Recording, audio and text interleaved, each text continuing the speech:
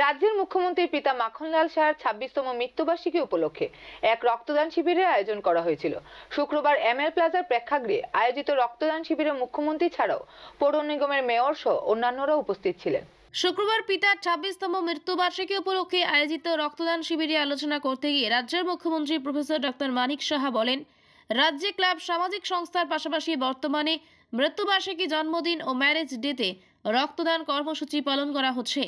আগে যা ছিল তা থেকে সমাজের বেশ কিছু পরিবর্তন হয়েছে বলে উক্তি করেন তিনি।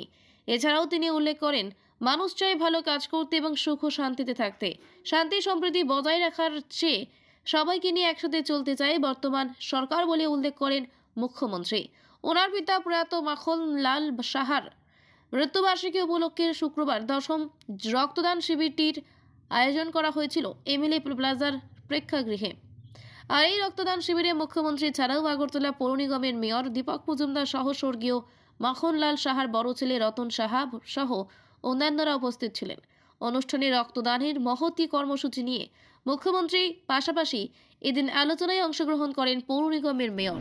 মানুষ চায় কিছু একটা ভালো কাজ করে, মানুষ চায় সুখ শান্তিতে থাকতে, মানুষ চায় সব পরিবেশ যেন ভালো থাকে। সেই পরিবেশের মধ্যে মানুষ যখন গড়ে উঠে, যারা নেক্সট জেনারেশন, তাদের কাছেও আপনি পুঁজি হিসেবে আমরা যেমন পেয়েছি সেটা আমরাও যাতে উন্নয়ন দিতে পারি। যে শান্তি এবং সম্প্রীতি, এই দুটো জিনিস আমরা এখানে জাতি জনজাতি মিশ্র গোষ্ঠীর আমাদের সেখানে সবাইকে নিয়ে আমরা একসাথে চলতে চাই এবং সেই দিশায় আমি চলতে চাই এবং আমরা চলতে চাই এবং আমি নিশ্চিত যে আগামী দিন আমরা সেই দিশায় চলব। আমাদের রাজ্যের মাননীয় মুখ্যমন্ত্রী আমাদের সৌভাগ্য যে উনি একজন প্রখ্যাত চিকিৎসক। সেক্ষেত্রে ওনার চিন্তা ভাবনা অনেকটা আমাদের থেকে এগিয়ে আছে এবং কীভাবে স্বাস্থ্য ব্যবস্থাকে সুন্দরভাবে মানুষ স্বাস্থ্য পরিষেবার উন্নতির চেষ্টা করছেন।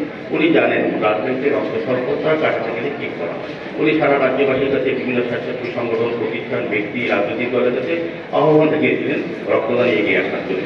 আমাদের এই মুখ্যমন্ত্রীর জনপ্রিয়তা উচ্চশিখরে আছে। ওনার আবেদনে সারা রাজ্যের প্রত্যন্ত অঞ্চলে রক্তদান শিবির আজও চলছে।